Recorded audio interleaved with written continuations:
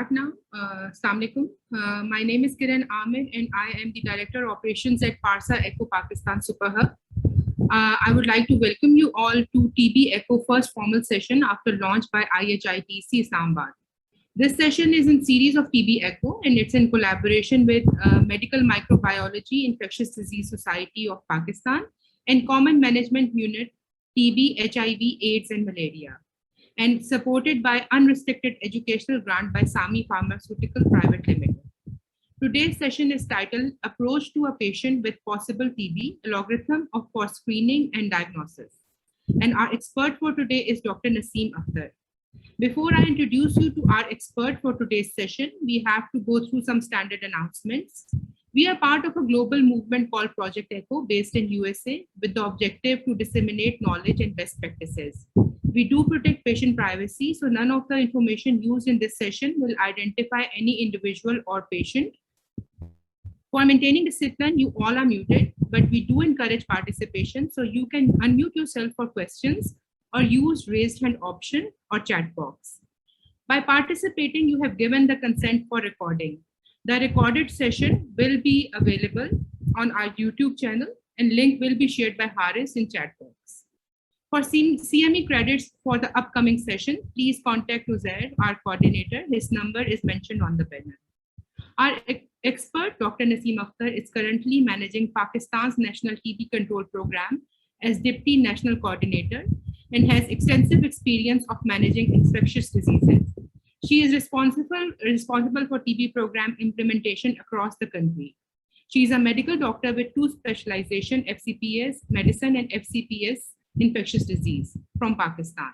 She has been the head of Department of Infectious Disease and assistant professor of PIMS Hospital, Islamabad since 2006. So I will now hand over to Dr. Razia Fatma, who is also the facilitator for today's session. Dr. Razia. Thank you very much. Thank you very much, Dr. Kiran. So I welcome on behalf of the Common Management Unit and under the leadership of Dr. Bushra Jameel, all the participants to this 3rd session in series for ECHO. Okay. So there's a link that is being shared on chat for the pre-test. Kindly fill out this pre-test, and this is for all the participants. We wait for a couple of minutes so that you can fill out, and then we start with Dr. Naseem's session. So I request you all to please see the chat and a link there for the pre-test. Ashafa, can you share again for those who have joined now?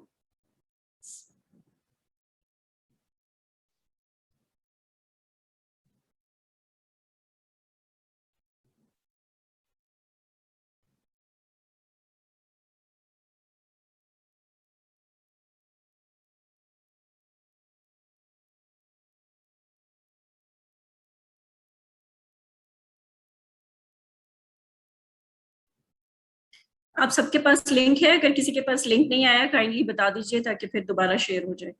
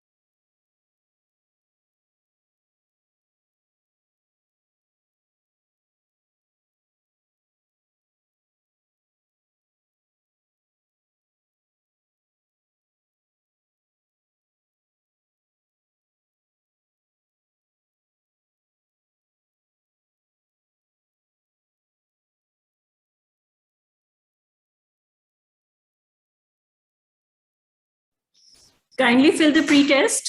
अभी हमारे पास सिर्फ 2 या 3 responses आए हैं, वो kindly ये आप fill कर दीजिए ताकि फिर हम session start कर सकें.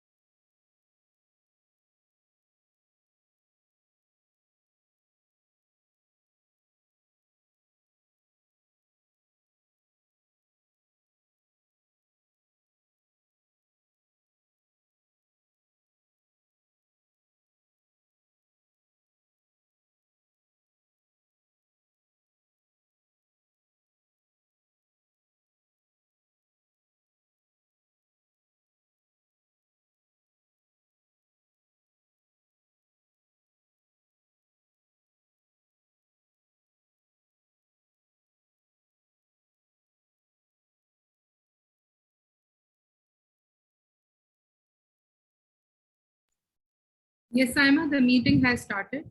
We are waiting for the pre-test.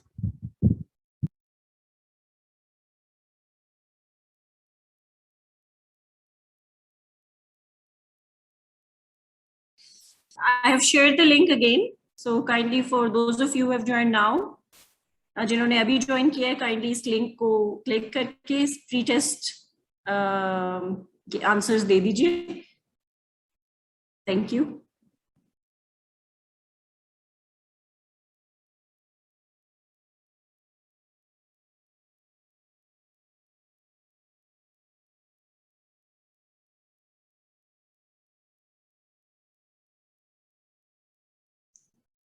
So we have 33 participants and we have received only 10 responses. So it is requested again kindly to fill the pre-test.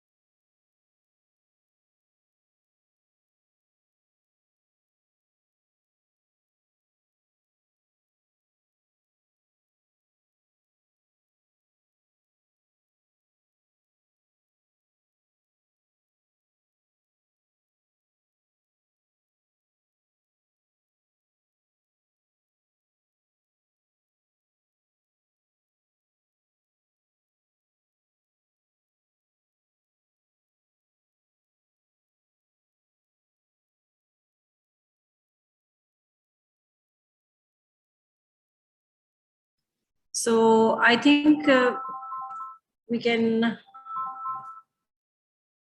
just wait for 1 minute and then we start.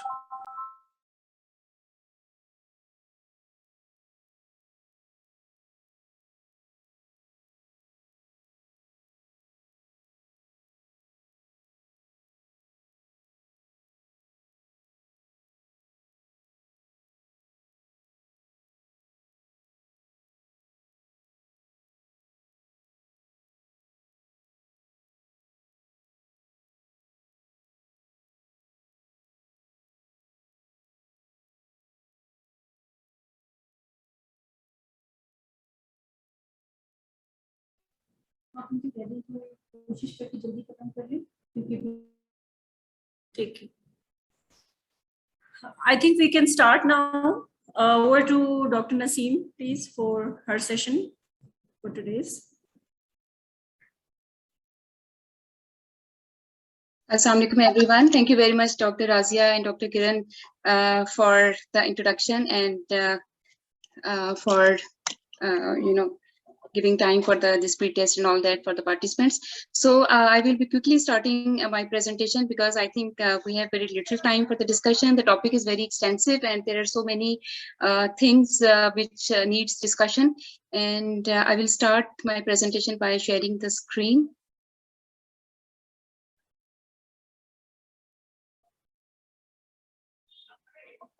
I hope it's visible to everyone. Dr. Naseem, Dr. If I may... Screen visible? Yes, it's perfectly visible.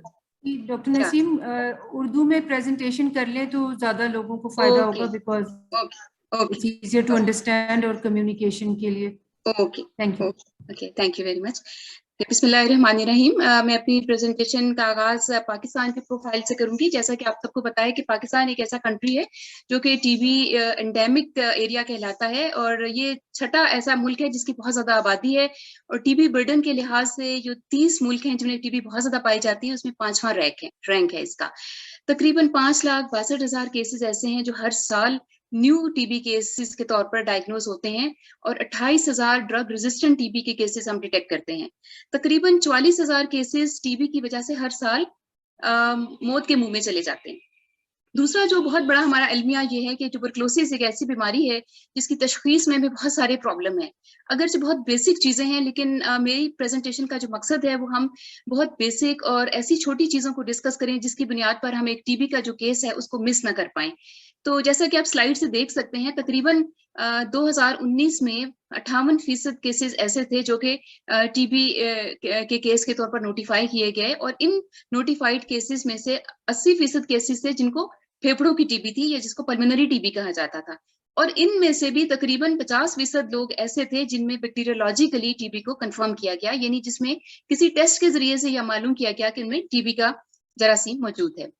जैसे कि आप सबको पता है कि TB जो है वो एक बैक्टीरियम से फैलती है जिसको माइकोबैक्टीरियम ट्यूबरकुलोसिस कहते हैं और ये ना सिर्फ लंग्स को अटैक करती है बल्कि ये भी जानना बड़ा जरूरी है कि ये जिस्म के किसी भी हिस्से पर असरअंदाज हो सकती है, जिसमें फेफड़ों के अलावा हमारे किडनीज हैं, हमारी स्पाइन है, ब्रेन है, हमारे एब्डोमेन में लिवर, स्प्लीन और इसके अलावा जेनेटो यूरिनरी टीबी हो सकती है, यूट्रस की टीबी हो सकती है। यानी आप किसी भी हिस्से का नाम लें तो किसी भी हिस्से में टीबी का जरासीम जो है वो जाकर अपना इन्फेक्शन कर सकता है।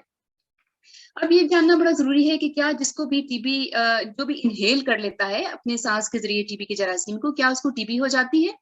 तो ऐसा नहीं है, हर किसी को ये इन्फेक्शन नहीं होता। इसलिए हमने टीबी को 2 हिस्सों में तकसीम कर दिया है। एक को कहते हैं लेटेंट टीबी इन्फेक्शन और एक को कहते हैं एक्टिव टीबी डिजीज। इन दोनों में डिफरेंशिएट करना भी बहुत जरूरी है हम सबके लिए। सो लेटेंट टीबी इन्फेक्शन हम कब कहते हैं? जब यूजुअली हमने देखा है कि जो एंडेमिक एरियाज होते हैं लाइक पाकिस्तान जिस तरह से एंडेमिक एरिया है, बच्चों में ये ज्यादा देखने को मिलती है और जब भी ये जरासीम हम इनहेल कर लेते हैं अपनी बॉडी के अंदर तो हमारा जो इम्यून सिस्टम है उसको कंटेन करने की कोशिश करता है, इसको रोकने की कोशिश करता है। तो ऐसी सूरत में बहुत सारे केसेस में टीबी का जरासीम एक जगह पे रुक जाता है और वो हमारे जिस्म के जितने भी ऑर्गन सिस्टम्स हैं उनको इन्वॉल्व नहीं करता। तो ऐसी सूरत में हम उसको लेटेंट टीबी इन्फेक्शन कहते हैं। ये वो टीबी का इन्फेक्शन होता है जिसमें अलामात भी कोई नहीं होती और अगर आप एक्सरे करवा के देखें तो उसमें भी आपको कोई फाइंडिंग नहीं मिलेगी। अब ये सवाल पैदा होता है कि लेटेंट टीबी इन्फेक्शन को जानना क्यों जरूरी है, हम इसके बारे में क्यों परेशान हैं? ये जानना इसलिए जरूरी है कि ये वो इन्फेक्शन है कि हमारे जिस्म में मौजूद होने के बावजूद और अलामात ना होने के बावजूद फिर भी ये चांस है कि ये किसी टाइम पे रीएक्टिवेट हो जाए और हमारे जिस्म के बाकी आज़ा को मुतासर करने लगे। 10% लोग ऐसे हैं जिनमें ये चांस होता है अपनी लाइफ टाइम में कि रीएक्टिवेशन ऑफ द डिजीज हो जाए प्राइमरी इन्फेक्शन के बाद। ये जो आपको स्लाइड में 3 एरोज नजर आ रहे हैं वो ये शो कर रहे हैं कि एक्सपोजर के बाद लेटेंट टीबी इन्फेक्शन होता है और फिर किसी स्टेज पे एक्टिव टीबी भी हो सकती है जिसमें अलामात जाहिर होने लगती हैं और एक्सरे में भी आपको फाइंडिंग्स मिल सकती हैं। लेटेंट टीबी को डायग्नोज, क्योंकि हमारा लेक्चर जो है वो डायग्नोसिस के बारे में है, तो सबसे पहले मैं ये बताऊंगी कि लेटेंट टीबी इन्फेक्शन को डायग्नोज करने के कौन कौन से तरीके मौजूद हैं।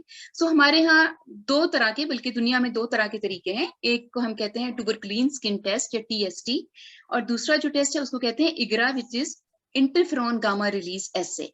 सो थोड़ी सी तफसील में ट्यूबरकुलिन स्किन टेस्ट के बारे में बताऊंगी कि ये एक ऐसा टेस्ट है कि जिसमें स्किन के अंदर जो प्यूरिफाइड प्रोटीन्स होती हैं, जो एक्सट्रैक्ट होता है हमारे टीबी एंटीजेंस का, वो एक मिक्सचर होता है जो हमारे माइकोबैक्टीरियम ट्यूबरकुलोसिस हैं उनके एंटीजेंस का, और ये स्किन के अंदर इंजेक्ट किया जाता है। तकरीबन 0.1 ml के करीब जो PPD है, ये प्यूरिफाइड प्रोटीन डेरिवेटिव है, इसको स्किन के अंदर इंजेक्ट किया जाता है। आप ये देखिए इसको इंजेक्ट करने का तरीका क्या है कि जब आप इसको इंजेक्ट करते हैं एपिडर्मल लेयर के अंदर, तो यहाँ पे एक ब्लेब बन जाता है, जो कि आप इस स्लाइड में देख सकते हैं। अगर ये ब्लेब नहीं बनता या स्किन में ये राइज नहीं आता, तो इसका मतलब है कि आपने ठीक तरीके से इसको इंजेक्ट नहीं किया, और इसको रीड किया जाता है आमतौर पर 48 से 72 घंटे के अंदर अंदर, और किसी ट्रेन्ड हेल्थ केयर वर्कर्स जिसको ये मालूम हो कि कैसे मेजर करते हैं, वही उसी को ये मेजर करना चाहिए। ये मेजर करने का तरीका है, इसमें आप ये देखिए कि ये जो एक एरिया है, दो सर्कल आपको नजर आ रहे हैं, एक बड़ा सर्कल है और एक छोटा सर्कल है। जो छोटा सर्कल है वो एक्चुअली इंड्यूरेशन का एरिया है और जिसको मेजर किया जाता है, जबकि जो बड़ा सर्कल है वो रेडनेस या सुर्खी हो जाती है जो स्किन के ऊपर, उसको मेजर नहीं किया जाता। सो हॉरिजॉन्टली आप देखें कि दो लाइंस ड्रॉ करें उसकी साइड पे, और उसका जो एरिया है जो मैं आपको पॉइंट आउट कर रही हूँ, इसको मेजर किया जाता है। इसकी जो इंटरप्रिटेशन है इस स्लाइड में वो शो की गई है, आप इसको बाद में भी पढ़ सकते हैं, लेकिन अगर किसी का ये मेजरमेंट लेस देन 5 मिलीमीटर होती है तो इसका मतलब है कि ये नेगेटिव है। अगर 5 मिलीमीटर है तो ये किन लोगों में सिग्निफिकेंट है? ये वो लोग हैं जिनको रिसेंट कॉन्टेक्ट हुआ हो टीबी पेशेंट के साथ, जो HIV पॉजिटिव हो, जिन्हें ऑर्गन ट्रांसप्लांट हुआ हो, इम्यूनोसप्रेसेंट ले रहे हो, या जिनको प्रीवियसली टीबी हो चुकी हो। अगर इसका साइज 10 मिलीमीटर के करीब है तो इसकी सिग्निफिकेंस उन लोगों में है जो कि ऐसे इलाके से माइग्रेट करके आए हैं जहाँ पे टीबी बहुत ज्यादा है, या वो ऐसे इलाके में रहते हैं जहाँ पे ऑलरेडी टीबी बहुत है, हाई रिस्क एनवायरनमेंट से बिलोंग करता है, या अगर ऐसा इंडिविजुअल जो हॉस्पिटल में काम करता है, मेडिकल लेबोरेटरी में, या अदर हाई रिस्क सेटिंग में काम कर रहे हो। इसी तरह से जो बच्चे 4 साल से कम उम्र के हैं उनमें इसकी सिग्निफिकेंस है, या IV ड्रग अब्यूजर्स में। अगर ये 15 मिलीमीटर जो उससे ज्यादा हो तो इसको हम क्लियरली पॉजिटिव टेस्ट कहते हैं। इस टेस्ट की कुछ लिमिटेशंस हैं, इसमें बहुत ज्यादा फॉल्स पॉजिटिव और फॉल्स नेगेटिव रिजल्ट भी आ सकते हैं। इसको हम थोड़ा सा इंटरप्रेट करने में मुश्किल होती है। जिन लोगों को ऑलरेडी BCG की वैक्सीन लगी होती है तो उसमें ये फॉल्सली पॉजिटिव आ सकता है। टेक्निकल प्रॉब्लम आ सकते हैं इसको इंजेक्ट करने के लिए, जैसा कि मैंने आपको कहा कि प्रॉपर टेक्निक चाहिए। इम्यून रिस्पॉन्स बूस्टिंग हो जाती है अगर आप बार बार इसको इंजेक्ट करें, हो सकता है कि पहले टेस्ट नेगेटिव हो, दूसरी बार इंजेक्ट करें तो वो पॉजिटिव आ जाए। और थोड़ा सा कॉम्प्लिकेटेड टेस्ट है इंटरप्रिटेशन के हवाले से, और एक सेकंड विजिट की भी जरूरत होती है इसको टेस्ट करने के लिए। इस वजह से कुछ ऐसे टेस्ट भी डेवलप वर्ल्ड ने बनाए जिसमें थोड़ी सी आसानियां पैदा की डायग्नोसिस के हवाले से। तो इसमें एक और टेस्ट है जिसको हम कहते हैं इंटरफेरॉन गामा रिलीज एसे। ये 2 मेथड से चेक किया जाता है। इसमें एक टेस्ट है जिसको क्वांटिफेरॉन TB गोल्ड कहते हैं, और दूसरा T-स्पॉट टेस्ट है। और बेसिकली इसमें भी सेल मीडिएटेड इम्यून रिस्पॉन्स को चेक किया जाता है एंटीजन के अगेंस्ट। इसमें डिफरेंट एंटीजेंस यूज की जाती हैं इस टेस्ट के अंदर, और ये वो एंटीजेंस होती हैं जो कि आमतौर पर BCG वैक्सीन का हिस्सा नहीं होती। और बहुत सारे जो हमारे नॉन TB माइकोबैक्टीरिया होते हैं वो भी इसमें इंक्लूड नहीं होते। तो इस वजह से ये टेस्ट जो ट्यूबरकुलिन स्किन टेस्ट है उसके मुकाबले में बहुत बेहतर है, क्योंकि ये BCG अफेक्टेड लोगों में भी रिजल्ट शो कर देता है। लेकिन दूसरी अहम बात यह है उसके साथ साथ ये टेस्ट थोड़ा कॉस्टली है, और हर जगह इसकी अवेलेबिलिटी के भी इश्यूज हैं। इसकी सेंसिटिविटी बहुत हाई है, और इसमें कोई इंटरप्रिटेशन के इश्यूज नहीं है क्योंकि ये ब्लड से लिया जाता है, और इसमें सेकंड विजिट की भी जरूरत नहीं होती। एक चीज जो बहुत इंपॉर्टेंट है और मैं इस स्लाइड में हाईलाइट करना चाहूंगी कि जैसे मैंने पहले भी कहा कि TB जो है वो बहुत ट्रिकी भी हो सकती है। कभी कभी पेशेंट्स हमारे ऐसे होते हैं जिनको कोई भी अलामात नहीं होती सिवाय इसके कि या उनको हल्का सा बुखार हो रहा होता है या लो ग्रेड, और इसके साथ साथ उनका वजन में कमी आ रही होती है। बाज़ औक़ात कोई भी अलामात नहीं होती और आप जस्ट एक एक्सरे टेस्ट करके देखते हैं तो आपको मालूम होता है कि TB का जरासीम कहीं ना कहीं असरअंदाज हो चुका है। सिविरिटी जैसे मैंने बताया कि कभी बिल्कुल नहीं होगी और कभी बहुत सवियर किस्म की अलामत होंगी, कभी इसका कोर्स बड़ा रैपिड होगा और कभी बहुत स्लो होगा। सिम्टम्स लोकल भी हो सकते हैं, पूरे सिस्टमिक हमारे ऑर्गन्स को भी इन्वॉल्व कर सकते हैं, खासतौर पर HIV पॉजिटिव पेशेंट या जो जिनमें इम्यूनिटी बहुत कम होती है उसमें डिफरेंट या एटिपिकल प्रेजेंटेशन भी हो सकती है। लाइक एक्सरे में डिफरेंट फाइंडिंग्स होंगी। यूजुअली अगर एपिकल इन्वॉल्वमेंट होती है तो इसमें लोअर लोब की इन्वॉल्वमेंट हो सकती है, या बायलैटरल लंग की इन्वॉल्वमेंट हो सकती है, या डिसेमिनेटेड डिजीज हो सकती है। इसी तरह से एक और बात यहाँ मैं बताना बहुत जरूरी समझती हूँ, वो ये है कि जो ट्यूबरक्लीन स्किन टेस्ट या इग्रा टेस्ट जिसका जिक्र मैंने पहले किया था, they can not make or break the diagnosis of active TB. यानी आप ये दोनों टेस्ट करने के बाद ये नहीं कह सकते कि इस मरीज को एक्टिव टीबी मौजूद है, क्योंकि ये डिफरेंशिएट नहीं कर सकते लेटेंट टीबी में और एक्टिव टीबी में। इसलिए जब किसी की एक्टिव डिजीज की तशखीस करनी हो तो TST या इग्रा टेस्ट को परफॉर्म नहीं करना चाहिए, या उसको इंटरप्रेट नहीं करना चाहिए अगर परफॉर्म हुआ भी हो तो। ये एक पहला केस है जिसमें मैं आपको ये बताना चाहती हूँ कि किस तरह से एक टीबी का केस हमारे क्लिनिक में प्रेजेंट कर सकता है। ये एक केस है जिसमें एक फर्जी मरीज का नाम है सिकंदर साहब, जो कि 1 हफ्ते की हिस्ट्री है उनकी खांसी की, हल्का बुखार भी 1 हफ्ते से है, और उसके साथ साथ 2 दिन से ब्लड स्टेन स्पूटम भी वो प्रोड्यूस कर सकते हैं। क्या अगर ऐसा पेशेंट क्लिनिक में प्रेजेंट करे तो हम कह सकते हैं कि ये टीबी का केस हो सकता है? आंसर इसका ये है कि यस, क्योंकि मरीज की जो अलामात हैं वो टीबी से मिलती जुलती हैं, और ये इस केस को हम प्रिजम्पटिव टीबी केस कहते हैं।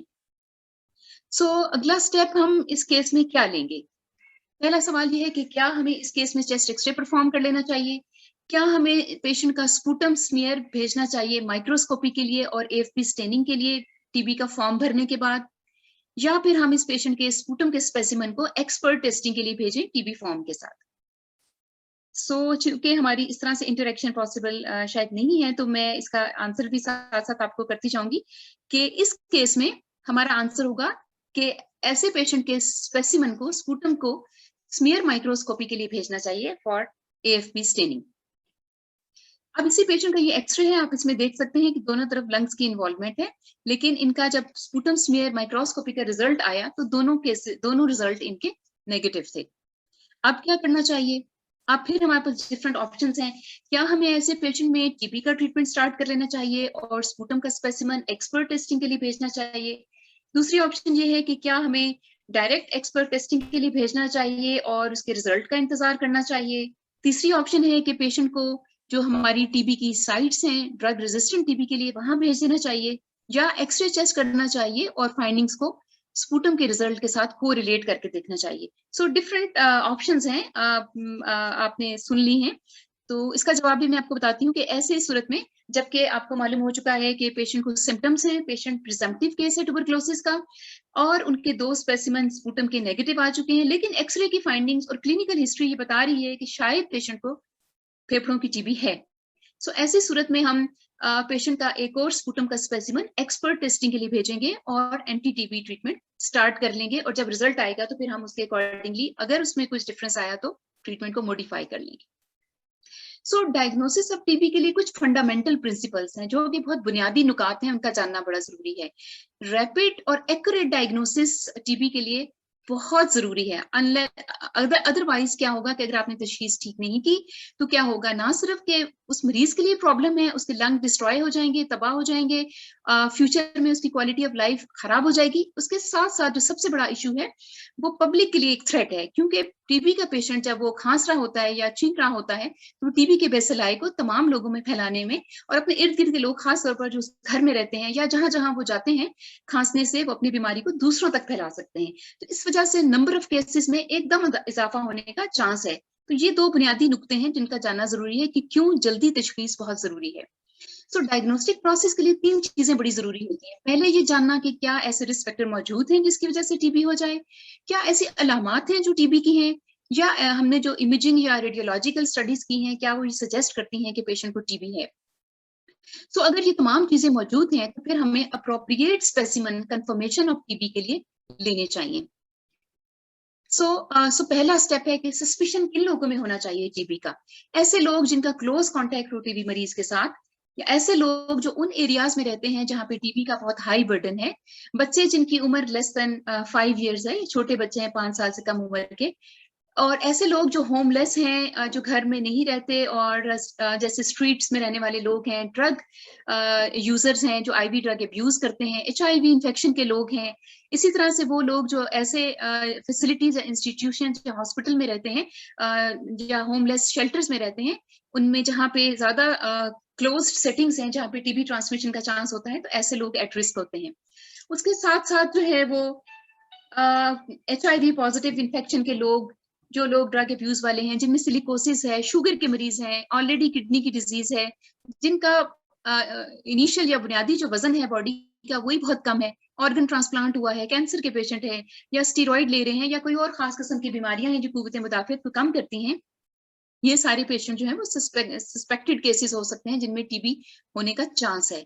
इसी तरह से अलामात खास तौर पर देखनी चाहिए कि कौन सी है। सबसे सर-ए-फहरिस्त अलामत खांसी है, दूसरे नंबर पे वजन का कम होना, फटीग होना, बुखार, और इसी तरह से शाम के वक्त पसीने आना, खून का बलगम में मौजूद होना, या कभी कभी अलामत नहीं भी हो सकती। ये एक और केस है, ये मैं आपको इसलिए बता रही हूँ कि हमें अपनी टेस्टिंग करनी है। तो इस तरह का सिनेरियो हो सकता है कि एक 28 साल के ओल्ड पर्सन है जो HIV पॉजिटिव है और क्लिनिक में प्रोडक्टिव कफ के साथ आते हैं और सिग्निफिकेंट वेट लॉस है फॉर 1 मंथ। तो ये उनकी एक्सरे की फाइंडिंग्स है। तो क्या ऐसे केस में हमें टीबी के बारे में सोचना चाहिए? जो हमने रिस्क असेसमेंट की है उसमें देखिए कि ये पेशेंट ऐसा है जिसमें ये चांस है कि इसको टीबी हो सकती है, अलामत भी कुछ ऐसी हैं और वेट लॉस भी हो रहा है और एक्सरे भी टीबी की तरफ पॉइंट आउट कर सकता है। तो ऐसे केस में हमें जरूर सोचना चाहिए कि टीबी हो सकती है। तो सैंपल कलेक्शन बहुत इंपॉर्टेंट है और सही टाइम पे सही सैंपल को कलेक्ट करना और सही तरीके से करना और उसको ट्रांसपोर्ट करना बहुत बहुत इंपॉर्टेंट है। बहुत दफा हमने देखा कि आपने टीबी का सस्पिशन तो सही जाहिर किया, लेकिन अगर स्पेसिमेन ठीक तरह से नहीं उठाया या सही तरीके से उसको लेबल नहीं किया या लेबोरेटरी में टाइमली नहीं पहुंचाया तो आपकी तशखीस में प्रॉब्लम्स आ सकते हैं। ये बहुत ही इंपॉर्टेंट स्टेप है, इसलिए मैंने कुछ स्लाइड्स को शामिल किया है अपनी प्रेजेंटेशन में। कुछ रूटीन के लैब टेस्ट हैं जो मैं जरूर बताना चाहूंगी कि काइंडली ये ऐसे टेस्ट हैं, इनके ऊपर रिलाय नहीं करना चाहिए टीबी के डायग्नोसिस में। ये सपोर्टिव टेस्ट जरूर हो सकते हैं लेकिन हतमी फैसला नहीं दे सकते कि इस मरीज को टीबी है, जिसमें खून की कमी, सफेद खलियात की कमी, लिम्फोसाइट्स की ज्यादती, इसी तरह से कई दफा तीनों सेल लाइंस डिप्रेस हो सकती हैं जिसमें white cell count, haemoglobin, platelet तीनों कम हो सकती हैं, बहुत हाई ESR का होना।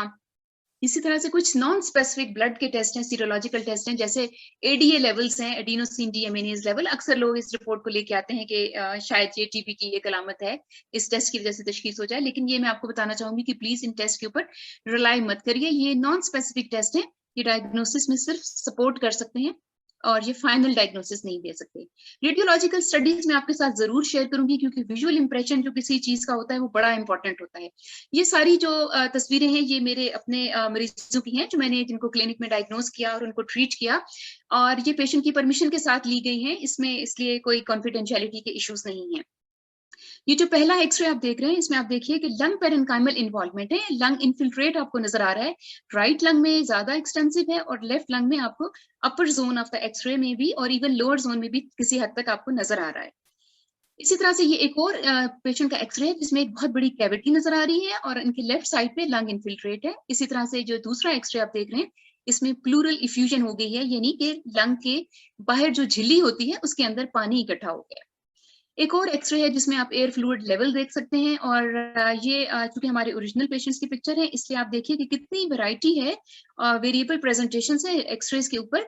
चूंकि पाकिस्तान में टीबी कॉमन है तो हम सबसे पहले टीबी को जो है वो इम्पोर्टेंस देते हैं, उसको सरे फहरिस्त रखते हैं, लेकिन ये याद रखिए कि बहुत सारे और ऐसे डिजीजेस हैं जिनमें प्रेजेंटेशंस मिलती जुलती हो सकती हैं। जरूरी नहीं कि ये टीबी है, लेकिन high index of suspicion, history और रिस्क फैक्टर देखते हुए टीबी को सरे फहरिस्त रखना चाहिए और उसके बाद बाकी चीजों को सोचना चाहिए। ये डिपेंड करता है कि पेशेंट किस तशखीस के साथ आपके पास आया है, जिसके अंडरलाइंग रिस्क फैक्टर्स क्या हैं।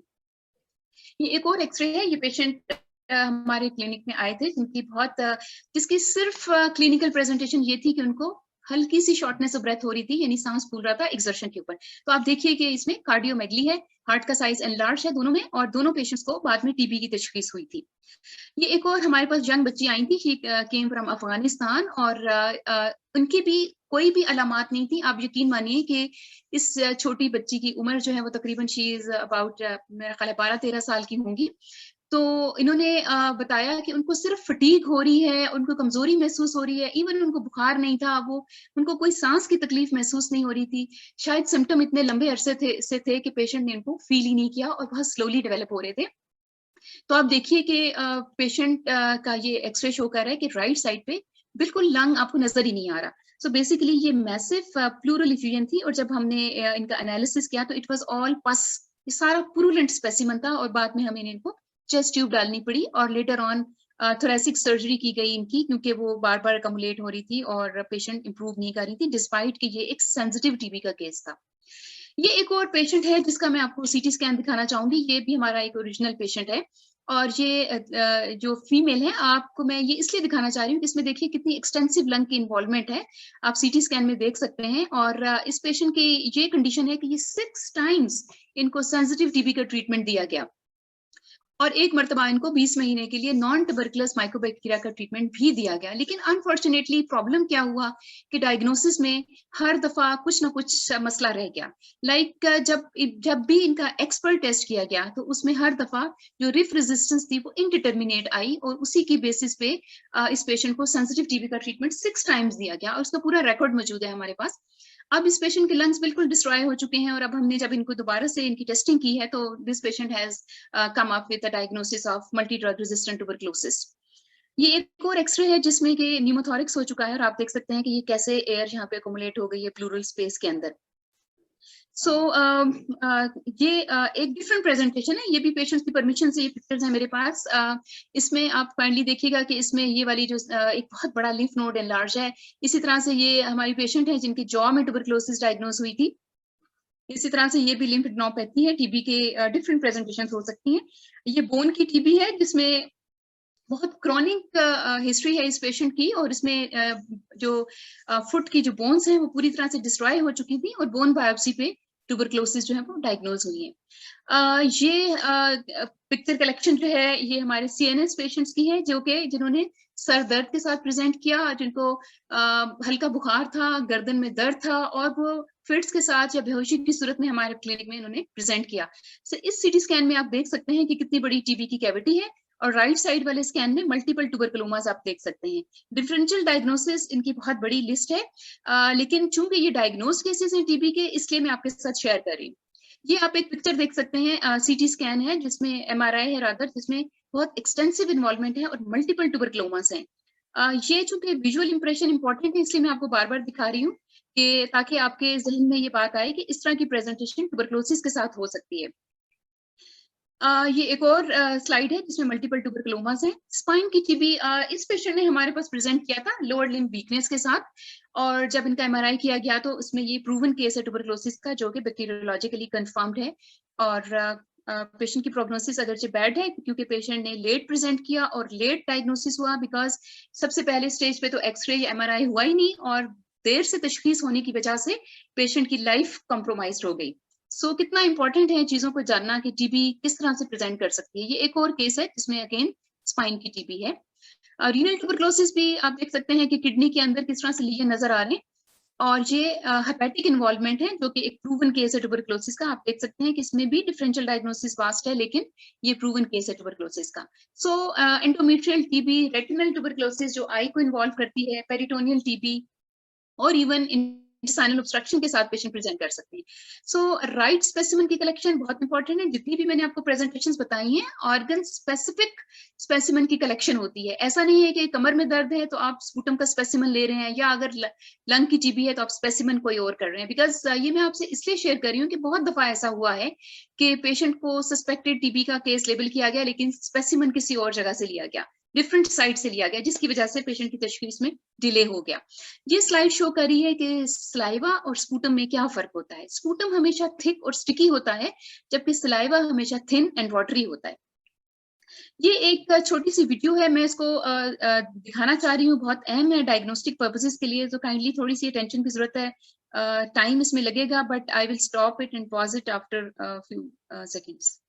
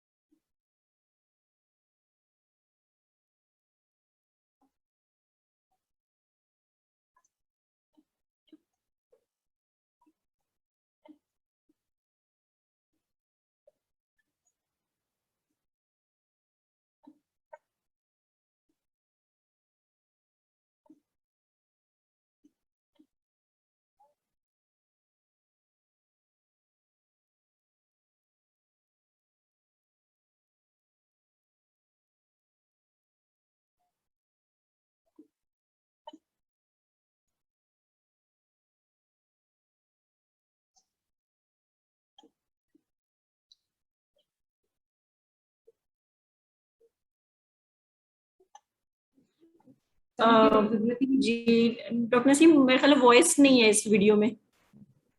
अच्छा, ओके. वॉइस वैसे मुझे तो बहुत साफ आ रही है. अच्छा, it's okay. I think video तो नजर आ गई है मेरा ख्याल है. ओके, हम आई थिंक अब हम अगली स्लाइड पे जाते हैं. सो बेसिकली स्पूटम कलेक्शन का ये वीडियो थी, और मैंने ये जरूरी जाना क्योंकि हम अक्सर स्पूटम सही कलेक्ट नहीं करते और हमारी डायग्नोसिस फिर प्रॉपर नहीं होती. सो लेबलिंग इसकी बड़ी इंपॉर्टेंट है. अच्छे तरीके से लेबल करना चाहिए, उसको प्रॉपर पैक करना चाहिए और प्रॉम्प्ट डिलीवरी होनी चाहिए ताकि सही टाइम पे ये पहुंच सके. जैसा मैंने कहा कि ऑर्गन स्पेसिफिक स्पेसिमेन की कलेक्शन होती है. पल्मोनरी है तो आपने बलगम लेना है, या ब्रोंकोअल्वेओलर लवाज करना है, ट्रांसब्रोंकियल बायोप्सी कर सकते हैं. अगर एक्स्ट्रा पल्मोनरी टीबी हो तो फिर आपने जो प्लूरल फ्लूइड है उसका एनालिसिस कर सकते हैं, पेट में पानी को भेज सकते हैं, जो हमारे CSF स्पेसिमेन है भेज सकते हैं, बाकी बॉडी फ्लूइड को भेज सकते हैं, यूरिन फीसिस को भेज सकते हैं, लिम्फ नोड अगर हैं तो उसकी एक्सीजन बायोप्सी करनी चाहिए. इसकी फाइन नीडल एस्पिरेशन या FNSC करके कभी भी स्पेसिमेन नहीं भेजना चाहिए फॉर डायग्नोस्टिक पर्पसेस, माइक्रोस्कोपी के लिए या एक्सपर्ट टेस्टिंग के लिए, बिकॉज उसकी यील्ड बहुत पुअर होती है और अक्सर लोग FNSC करवा के आते हैं. सो प्लीज ये भी नोट करने की बात है कि एक्सीजन बायोप्सी में ज्यादा स्पेसिमेन होता है, और उसको सेव करने के लिए भी बड़ी इंपॉर्टेंट बात यह है कि उसको हमेशा आप सेलाइन में सेव कीजिए. ब्रेन बायोप्सी हो, टिश्यू बायोप्सी हो, एंडोमेट्रियल टिश्यू हो, कोई भी हमारे ऑर्गन सिस्टम जिससे आपने टिश्यू लिया है उसको सेलाइन में सेव करिए ताकि आप उसके ऊपर अदर डायग्नोस्टिक टेस्ट लगा सकें, जिसमें TB का कल्चर बहुत इंपॉर्टेंट है. अदरवाइज अगर आप फॉर्मेलिन में उसको भेजेंगे तो उसमें TB कल्चर पे माइक्रोबैक्टीरिया ग्रो नहीं करेंगे. सो लैब डायग्नोसिस के लिए हमारे पास दो तरह के टेस्ट अवेलेबल हैं. एक डायरेक्ट मेथड है हमारे पास और इनडायरेक्ट मेथड्स हैं. सो डायरेक्ट जो टेस्ट होते हैं उसमें बैक्टीरिया और उसकी प्रोडक्ट्स को डायरेक्टली आइडेंटिफाई किया जाता है, और इनडायरेक्ट मेथड्स में एंटीबॉडीज के टेस्ट किए जाते हैं. इसमें जो इनडायरेक्ट टेस्ट है वो यूजुअली अनरिलायबल होते हैं और इसलिए उनके ऊपर मैं फोकस ज्यादा नहीं करूंगी. सो जो डायरेक्ट मेथड्स हैं वो मैं आपको बताऊंगी, और फिर हम एल्गोरिदम करेंगे कि किस तरह किया जाता है TB का डायग्नोसिस. तो डायरेक्ट मेथड्स में हमारे पास माइक्रोस्कोपिक टेस्ट हैं जिसमें ZN स्टेनिंग है, कीनियन टेस्टिंग है, फ्लोरोक्रोम टेस्टिंग है. दूसरा मेथड है कल्चर मेथड, जिसमें ट्रेडिशनल मेथड्स भी हैं और रैपिड डायग्नोस्टिक मेथड्स जो न्यू मेथड्स हैं वो अवेलेबल हैं। और इसी तरह से डिटेक्शन ऑफ डीएनए या आरएनए, जो कि माइक्रोबैक्टीरियल जो ऑर्गेनिज्म है उसके अंदर जो मॉलिक्यूलर टेस्ट है वो अप्लाई करके तशखीस की जा सकती है, जिसमें पीसीआर बेस्ड टेस्ट हैं, लैम्प हैं और बाकी जो टेस्ट है मैं इनकी नेक्स्ट स्लाइड्स में आपको थोड़ी सी डिटेल बताऊंगी। तो डायरेक्ट स्मीयर माइक्रोस्कोपी बहुत इंपॉर्टेंट है। वो इलाके जहाँ पे टीबी की फैसिलिटीज अवेलेबल नहीं है तशखीस की, उसमें सबसे अहम टेस्ट और सबसे सस्ता और जल्दी होने वाला टेस्ट जो है वो स्पूटम स्मीयर माइक्रोस्कोपी है। इसकी सेंसिटिविटी ऑल्दो इतनी ज्यादा नहीं है, 20 to 80% है, बट डिपेंड करता है कि डिजीज की सिवियरिटी कितनी है। अगर ज्यादा एडवांस डिजीज है, स्पूटम को अच्छे तरीके से कलेक्ट किया है, तो सेंसिटिविटी या उसकी यील्ड और बढ़ जाएगी। इसमें 100,000 एसिड फास्ट बेसिलाई पर ml में चाहिए तशखीस करने के लिए, और स्पेसिमेन तकरीबन 5 ml से ज्यादा चाहिए। नेगेटिव स्मीयर अगर किसी का आ जाए तो उसका ये मतलब नहीं है कि टीबी नहीं है। अगर आपका हाई सस्पिशन है तो आप इसको रैपिड टेस्टिंग या जो एक्सपर्ट टेस्टिंग है उसके जरिए दोबारा से तशखीस के लिए स्पेसिमेन भेज सकते हैं। एक और इसमें ड्रॉबैक है इस टेस्ट में कि अगर एसिड फास्ट बेसिलाई पॉजिटिव आ जाएं, तो चूंकि ये नॉन ट्यूबरकुलस माइक्रोबैक्टीरिया में भी पॉजिटिव आते हैं, तो इसलिए हम ये नहीं कह सकते कि ये माइक्रोबैक्टीरियम ट्यूबरकुलोसिस है या नॉन ट्यूबरकुलस माइक्रोबैक्टीरिया भी शामिल हैं। और ये डायग्नोसिस में हेल्प करते हैं। कंफर्म करने के लिए मजीद टेस्ट किए जा सकते हैं इसको। और इसके अलावा ड्रग ससेप्टेबिलिटी टेस्टिंग या ये बताना कि कौन सी दवाइयां सूटेबल हैं ऐसे मरीज के लिए, इसके बारे में हेल्प नहीं मिलती। ये इसकी कुछ अच्छी और बुरी बातें हैं इस टेस्ट की। जो कन्वेंशनल मेथड है माइक्रोस्कोपी का, उसमें हम दो तरह की माइक्रोस्कोपी करते हैं। एक जेडन स्टेनिंग है जो मोस्ट कॉमन है, और दूसरी किनियन स्टेनिंग है। और ये आप स्लाइड देख सकते हैं जेडन स्टेन की, जिसमें आप देखें कि किस तरह से एक पर्पलिश किस्म की बीड लाइक स्ट्रक्चर नजर आ रहा है या रॉड लाइक स्ट्रक्चर है, जो कि माइक्रोबैक्टीरियम ट्यूबरकुलोसिस का है। और जो लोग माइक्रोस्कोपी करते रहते हैं उनके लिए इसको आइडेंटिफाई करना बड़ा आसान है, लेकिन बाकी लोगों को भी इसकी शक्ल को पहचानना बड़ा जरूरी है। ये एक और माइक्रोस्कोपिक टेस्ट है जिसको फ्लोरेसेंट स्टडीज कहते हैं। इसकी सेंसिटिविटी 52 से 70% होती है, लेस स्पेसिफिक होता है, और इसको कई दफा कंफर्म करने के लिए जेडन स्टेनिंग दोबारा करनी पड़ती है। उसके लिए एलईडी माइक्रोस्कोप की भी जरूरत होती है। जो LED microscope basically is recommended now, और फ्लोरेसेंट को उसको रिप्लेस करने के लिए रिकमेंड किया गया है। कॉन्सेंट्रेटेड स्पेसिमेंस जो होते हैं स्पूटम के, वो ज्यादा रिलायबल होते हैं एज कम्पेयर के जो डायरेक्ट हमने स्पेसिमेन पेशेंट्स लिया है। कॉन्सेंट्रेशन का मतलब ये है कि जब स्पूटम लिया जाता है तो उसको सेंट्रीफ्यूज कर लिया जाए, ताकि उसमें जो बेसिल आए हैं वो एक जगह पे कॉन्सेंट्रेट हो जाएं और उनको आसानी से माइक्रोस्कोपी के जरिए मालूम कर लिया जाए। इसमें स्लाइड की टेस्टिंग के डिफरेंट मेथड्स हैं। जो लोग माइक्रोस्कोपी करते हैं वो आपको इस तरह से रिपोर्ट देंगे। अगर एसिड फास्ट बेसिलाई नहीं दिखे तो उनको वो लिखेंगे कि 0 एसिड फास्ट बेसिलाई हैं और नो एएफपी सीन है। लेकिन अगर किसी माइक्रोस्कोपिक फील्ड में 1 से 9 बेसिलाई दिखे 100 फील्ड्स के अंदर, तो उसको 1+ लेबल किया जाता है।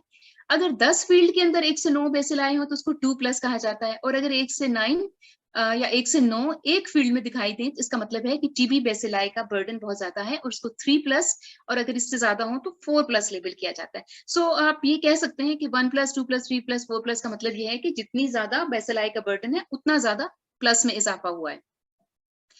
ये जो दूसरा मेथड है ये कल्चर मेथड है। इसको मैं थोड़ा सा यहाँ पे 1-2 स्लाइड्स मैंने आपके लिए रखी हैं। ये मोर सेंसिटिव टेस्ट होता है और ज्यादा रिलायबल टेस्ट होता है, और इसमें जो बेसिलाई हमें चाहिए डायग्नोसिस के लिए वो 10 से 100 के करीब होते हैं। इसकी सेंसिटिविटी 80 to 85% है और स्पेसिफिसिटी 98% के करीब है। और प्रिसाइज आइडेंटिफिकेशन आप ट्यूबरकुलोसिस के बैक्टीरिया की इससे कर सकते हैं। इसकी डिफरेंट टाइप्स हैं जो मीडिया यूज होते हैं, उसकी डिटेल्स में मैं नहीं जाऊंगी। और जो हमारे सॉलिड मीडिया हैं उन पे आमतौर पर ग्रोथ स्लो होती है और 6 से 8 हफ्ते रिपोर्ट आने में लग सकते हैं। ये ट्रेडिशनल कल्चर है जो एलजे मीडियम पे ग्रो हुआ है। इसमें आप देखें कि माइक्रोबैक्टीरिया किस तरह से दिखाई देते हैं। इसी तरह से broth based rapid culture methods हैं, जिसके सिर्फ नाम मैंने यहाँ जिक्र किया है, जिसमें कि एक टेस्ट है जिसको micro colony detection on solid media कहते हैं, एक बैक्टिक मेथड है, सेप्टी चेक मेथड है, मिजेट का टेस्ट है। इनकी डिटेल में मैं नहीं जाऊंगी क्योंकि ये बहुत एक्सटेंसिव इनकी डिटेल्स हैं। सिर्फ बैक्टिक टेस्ट के बारे में आपको बताऊंगी कि इसमें जो average time to recovery of mycobacterium tuberculosis है स्मीयर पॉजिटिव केसेस से, वो बहुत कम है। तकरीबन 8 दिनों में आप तशखीस कर सकते हैं। और जब कल्चर स्मीयर नेगेटिव होता है और कल्चर पॉजिटिव होता है तो इसके डायग्नोसिस में तकरीबन 14 दिन लग सकते हैं। सो ये जो हमारे कन्वेंशनल मेथड है कल्चर का, उससे ये कहीं बेहतर है और बहुत जल्द तशखीस में हेल्प कर सकता है। ये जो बाकी टेस्ट का मैं जिक्र कर रही थी वो डिफरेंट टेस्ट हैं जो PCR बेस्ड हैं, जिसमें कि ये नाम आपको सामने नजर आ रहे हैं, इनकी बहुत ज्यादा तफसील जानने की जरूरत नहीं है, ये सिर्फ आपके नॉलेज के लिए, इसको अगर कोई पढ़ना चाहे तो बाद में इसकी डिटेल पढ़ सकता है। ये एब्रीविएशन लैम्प का मतलब है loop mediated isothermal amplification, transcription mediated amplification, nucleic acid amplification, ये सारे के सारे मॉलिक्यूलर टेस्ट हैं और लेटेस्ट टेक्निक्स हैं जो कि हर जगह अवेलेबल नहीं है और एडवांस लेबोरेटरीज में किए जाते हैं और जहाँ पे रिसर्च फैसिलिटीज अवेलेबल हों। इनडायरेक्ट टेस्ट में एंटीबॉडी डिटेक्शन है, एंटीजेन डिटेक्शन है और बायोकेमिकल एसेस हैं। ये सारे टेस्ट, इनकी भी डिटेल में मैं नहीं जाऊंगी क्योंकि ये तशखीस में हमारे लिए बहुत ज्यादा हेल्पफुल नहीं है। एक सपोर्टिव डायग्नोसिस जरूर मिल सकता है बट हतमी डायग्नोसिस इन टेस्ट के साथ नहीं होता। पाकिस्तान में जो ट्यूबरकुलोसिस की फैसिलिटीज हैं, जो एल्गोरिदम हम फॉलो कर रहे हैं, उनके बारे में मैं आपको अगली 3 स्लाइड्स में बताऊंगी। 2007 से पहले तक जो टेस्ट रिकमेंड हम कर रहे थे अपने टीबी पेशेंट्स के लिए, वो माइक्रोस्कोपी थी और सॉलिड कल्चर टेस्ट थे। इसमें जो हमारा टर्न अराउंड टाइम था वो माइक्रोस्कोपी का 2 to 3 days और जो हमारा कल्चर का टेस्ट था उसमें 30 से 60 दिन लग सकते। 2007 में ये फैसला किया गया कि लिक्विड कल्चर्स को इंट्रोड्यूस किया जाए और रैपिड डिटेक्शन और रैपिड स्पेसिएशन की जाए। तो इसमें तकरीबन 15 से 30 दिन लगते हैं और 10% ज्यादा केसेस इसमें डिटेक्ट किए जा सकते हैं। 2008 में नए टेस्ट इंट्रोड्यूस किए गए जिसमें कि लाइन प्रोब एसेस, ये वो टेस्ट मॉलिक्यूलर टेस्ट है जिसमें कि आप रिफेम्पिसिन और आइसोनाइजिड दोनों की सेंसिटिविटी के बारे में बता सकते हैं। ये इसका टर्न अराउंड टाइम 1 से 2 दिन तक है। इसके अलावा आप देख सकते हैं कि डिफरेंट और टेस्ट हैं जो कि कंडीशनल टेस्ट हैं जो 2009 में इंट्रोड्यूस किए गए। अगर ये अवेलेबल हो तो आप इनको कर सकते हैं। 2010 में ये इंडोर्स किया गया कि automated nucleic acid amplification test किए जाएं जिसमें कि रिफेम्पिसिन रेजिस्टेंस को ऑटोमेटेड टेस्टिंग के जरिए जल्दी तशखीस किया जा सके। तो इसमें तकरीबन 90 मिनट्स लगते हैं। 2016 में सेकंड लाइन प्रोब एसे का इंट्रोडक्शन रिकमेंडेशन दी गई WHO की तरफ से और उसमें ये सेकंड लाइन प्रोब एसे था जिसमें के फ्लोरोक्विनोलॉन और सेकंड लाइन इंजेक्टेबल की सेंसिटिविटी चेक की जाती है। इसमें टर्न अराउंड टाइम तकरीबन 2 से 4 दिन का है। और एक जो नई डेवलपमेंट है जो मैं आपके साथ शेयर करना चाहूंगी वो 2021 के लिए है, वो ये है कि उसमें जो एक्सपर्ट टेस्टिंग है, पहले तो हम सिर्फ रिफेम्पिसिन सेंसिटिविटी को देखने के लिए कर रहे थे, लेकिन अब जो हमारा टेस्ट है वो एक्सपर्ट MTB XTR कहलाता है, जो automated nucleic acid amplification test है जिसमें isoniazid, fluoroquinolone, second line injectables और इथम्बेटोल की सेंसिटिविटी को टेस्ट करने में मदद करेगा और इसका टर्न अराउंड टाइम 90 मिनट्स है। आप देख सकते हैं कि किस तरह से over the period of time जो एवोल्यूशन हुई है टेस्ट के अंदर और हम किस तरह से अब इसको स्केल अप कर रहे हैं। पाकिस्तान के अंदर जो हमारी नेशनल पॉलिसी है for the diagnosis of TB and sensitive और ड्रग रेजिस्टेंट टीबी के लिए, वो ये चीजें हैं जो इस स्लाइड में आप देख सकते हैं जो हमारे पास अवेलेबल हैं। एसिड फास्ट बेसिलाई की जो माइक्रोस्कोपी है, इसको फ्रंट लाइन टेस्ट के तौर पर उन जगहों पे यूज किया जा रहा है जहाँ पे एक्सपर्ट टेस्टिंग की कैपेसिटी नहीं है। इसी तरह से एक्सपर्ट टेस्टिंग उन लोगों के लिए रिकमेंड की गई है जिनको ड्रग रेजिस्टेंट टीबी होने का रिस्क है, जो बहुत वल्नरेबल हैं, जिनको एक्स्ट्रा पल्मोनरी ट्यूबरकुलोसिस है और ऐसे लोग जो कि जिनमें हमें हाई सस्पिशन है कि ड्रग रेजिस्टेंस हो सकती है उनमें, और अगर ऐसा केस जिसमें माइक्रोस्कोपी कर ली गई है वो उसमें पॉजिटिव आ गया है और पेशेंट पहले टीबी का ट्रीटमेंट ले चुका है, उसमें भी आप एक्सपर्ट टेस्टिंग के लिए करंटली भिजवा रहे थे। और मॉनिटरिंग का रिस्पांस देखने के लिए हमारे पास एसिड फास्ट बेसिलाई की माइक्रोस्कोपी अवेलेबल है। ड्रग रेजिस्टेंट टीबी को जानने के लिए जो टेस्ट अवेलेबल है उसमें हमारे पास एक्सपर्ट टेस्टिंग है जिसमें आपको रिफेम्पिसिन रेजिस्टेंस का पता चलता है। आपको ये बताते चलूं कि एक्सपर्ट टेस्टिंग में 2 चीजें डिटेक्ट होती हैं। एक तो आप ये मालूम करते हैं कि मरीज को टीबी है या नहीं, और दूसरा हम ये बता सकते हैं कि रिफेम्पिसिन की रेजिस्टेंस है या नहीं। ये बहुत इंपॉर्टेंट है प्रोग्रामेटिक पॉइंट ऑफ व्यू से भी, तशखीस के पॉइंट ऑफ व्यू से भी और इन्फेक्शन प्रिवेंशन एंड कंट्रोल के पॉइंट ऑफ व्यू से भी। एडिशनल टेस्टिंग करने के लिए जब अगर एक्सपर्ट पे अगर आपको ये मालूम हो जाए कि इस पेशेंट को रिफेम्पिसिन रेजिस्टेंस है तो मजीद टेस्ट भी किए जा सकते हैं और उसमें जो टेस्ट लगाया जाता है उसको लाइन प्रोब एसे कहा जाता है। इसमें एक फर्स्ट लाइन प्रोब एसे है और एक सेकंड लाइन प्रोब एसे है। जैसा कि मैं पिछली स्लाइड में आपको बता चुकी हूँ, इसमें जो ड्रग सेंसिटिविटी है वो किस तरह से चेक की जाती है। इसके अलावा जो फिनोटिपिक ड्रग सेंसिटिविटी टेस्टिंग है, यानी जो कल्चर है जिसमें आपको डिटेल्ड सेंसिटिविटी ड्रग्स के बारे में मालूम हो सकती है। अब चूंकि आपको मालूम है कि टीबी का ट्रीटमेंट चेंज हो चुका है काफी हद तक, और डब्ल्यूएचओ की जो नई रिकमेंडेशन है उसमें newer groups of antibiotics include किए गए हैं, जिसमें बेडाक्लिन है, क्लोफेजिमिन है, और डिफरेंट लिनाजुलेट और डिफरेंट एंटीबायोटिक्स हैं जिनको फर्स्ट लाइन ड्रग्स में मल्टी ड्रग रेजिस्टेंट के लिए रखा गया है। इनकी सेंसिटिविटी चेक करने के लिए भी न्यूअर मेथड्स अवेलेबल हैं, जिसमें बेडाक्लिन की सेंसिटिविटी देखी जा सकती है। वो तमाम ड्रग रेजिस्टेंट टीबी के केसेस जो कि बेडाक्लिन वाली रेजिमेंट पे हैं, उसमें बेडाक्लिन की सेंसिटिविटी देखी जा सकती है। और मॉनिटरिंग टू रिस्पांस देखना हो तो उसके लिए अगेन एएफपी स्मीयर और कल्चर की टेक्निक मौजूद है। ये एवोल्यूशन ऑफ द टेस्ट है, जिसकी डिटेल में मैं दोबारा नहीं जाऊंगी कि 2011 से 2021 तक हमने किस तरह से इवॉल्व किया है टेस्टिंग के हवाले से। ये 2 स्लाइड बहुत इंपॉर्टेंट हैं, जिसमें हमने डायग्नोस्टिक एल्गोरिथम को जानना है कि किस तरह से हमने अपने टीबी के पेशेंट को उसमें टीबी की तशखीस करनी है। आप मुझे फॉलो करिए। इसमें ये पहला एल्गोरिथम है। ये वो लोग हैं जिनको प्रिजम्पटिव टीबी है और वो हमारे ऐसी हेल्थ केयर फैसिलिटी में जा रहे हैं जहाँ पे एक्सपर्ट टेस्टिंग अवेलेबल है। ठीक है, तो ये आपका नंबर 1 आप देखें सबसे ऊपर वाले स्टेप में, ये प्रिजम्पटिव टीबी का केस है जिसमें आपको लग रहा है कि मरीज को टीबी है, और अब आपके पास ऐसी फैसिलिटी है जहां एक्सपर्ट टेस्टिंग हो सकती है।